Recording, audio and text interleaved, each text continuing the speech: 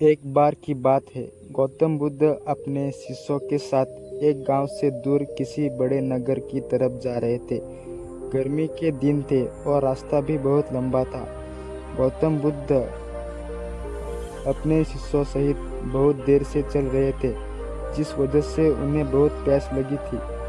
वहां से कुछ ही दूरी पर बरगद के वृक्ष की एक घनी छाव थी। सभी लोग उस वृक्ष के पास पहुंच जाते हैं।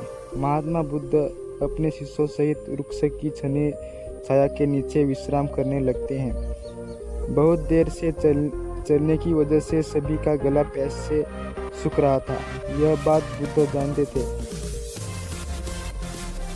अपने एक शिष्य को कहा, आप इस बरगद की छाया से 20 कदम दूर जाकर बरगद की दो बार परिक्रमा करके वापस आओ। शिष्य वैसा ही करता है, जैसा बुद्ध ने बताया। परिक्रमा के बाद जब शिष्य महात्मा बुद्ध के पास आया तो बुद्ध बोले कि क्या आपको किसी ठंडी हवा का अनुभव हुआ था?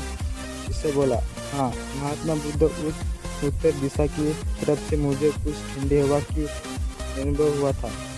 शिष्य की यह बात सुन महात्मा बुद्ध शिष्य से तुरंत बोले कि उसी दिशा में चले जाओ जरूर। वहाँ से कुछ ही दूर पर एक तालाब अवश्य मिलेगा। उस तालाब से सबके लिए पानी ले आओ। शिष्य उसी दिशा में जब कुछ दूर जाता है तो वहाँ सच में एक तालाब होता है। तालाब देख शिष्य बहुत प्रसन्न होता है और तालाब के निकट जाकर जैसे ही तालाब से पानी भरने वाला होता है, तभी शिष्य की नज़र वहाँ दूर तालाब में कपड़े धो रही कुछ सीढ़ियों पर जाता है। यह देख शिष्य मन में सोचते हैं कि यह पानी तो गंदा हो गया है। लेकिन जब शिष्य ध्यान से तालाब के पानी को देखते हैं कि अभी तक तालाब का कुछ पानी साफ है, इतने में दो बैलगाड़ी जोर से तालाब के किनारे से होती हुई निकल जाती है। बैलगाड़ी के पहिए तालाब की मिट्टी के ऊपर इतनी जोर से निकलते हैं कि तालाब के नीचे बैठे बहुत सारी मिट्टी तालाब के ऊपर आ जाती है, जिस वजह से तालाब का बचा हुआ पानी भी गंदा हो जाता है। यह देख शिष्य बिना पानी लिए क्रोध में महात्मा बुद्ध के पास वापस चला जाता है। इस शिष्य बड़े ही निराश भाव से महात्मा बुद्ध को सब बात बताता है। शिष्य की बातें सुन सभी शिष्य बोलते हैं कि हमें तुरंत यहाँ से निकलना चाहिए, किसी दूरी जगह पानी की खोज करनी चाहिए, वरना प्यास के मारे जान निकल जाएगी। इस महात्मा बुद्ध सभी को शांत होने के लिए कहते हैं और बोलते हैं कि धीरज रखो, कुछ देर यही बैठो, उचित समय आने तक संयम बनाए रखो। सभी महात्मा बुद्ध की बात सुनकर शांत हो जाते हैं और वही बैठ जाते हैं। कुछ समय बीत जाने के बाद महात्मा बुद्ध फिर से अपने शिष्यों को उसी तालाब से पानी लाने के लिए कहते हैं। शिष्य बिना कोई सवाल किए उसी तालाब से पानी लेने के लिए फिर से चला जाता है। तालाब की हालत देख शिष्य को यकीन नहीं होता, तालाब का पानी पूरी तरह से साफ होता है।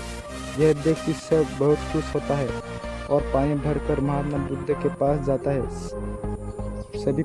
सभी पानी पीकर अपनी प्यास बुझते हैं, लेकिन अभी भी सबके मन में ये एक सवाल था कि आखिर यह चमत्कार हुआ किसे? तालाब का सब पानी तो गंदा था। उन्हें लगा कि जरूर ये बुद्ध की शक्ति है। इनमें एक शिष्य ने यह सवाल महात्मा बुद्ध से पूछ ही लिया कि यह चमत्कार आपने कैसे किया? शिष्य का जवाब देते हुए महात्मा बुद्ध बोले कि यह कोई चमत्कार नहीं है, यह आपके सब्र का फल है। यह फल आपके सब्र का बनाए रखते हुए उचित समय के इंतज़ार का है। जितनी देर हम सब लोगों ने सब्र किया, उतनी देर तक तालाब के पानी के ऊपर से तैर रहे सभी गंदे तत्व मिट्टी तालाब के पानी के नीचे बैठ रहे थे। फिर कुछ देर बाद शिष्य जब वहाँ तालाब के पास पहुँचा तक सब दूषित कर नीचे बैठ चुके थे, जिस वजह से तालाब का पानी पहले की तरह साफ हो चुका था। तालाब साफ दिखाई दे रहा था। यदि उस समय आप लोगों ने सब्र न किया होता ध्येय न रखा होता तो आप इतनी गर्मी में पानी की खोज में प्यासे रहकर शायद अब तक मृत्यु को प्राप्त हो गए होते, क्योंकि यहाँ से अगला कोई तालाब है या नहीं, और होगा भी तो क्या उसका पानी साफ होगा या नहीं। इन सब कारणों से आप कभी प्यास न बुझा पाते और प्यास से मर जाते।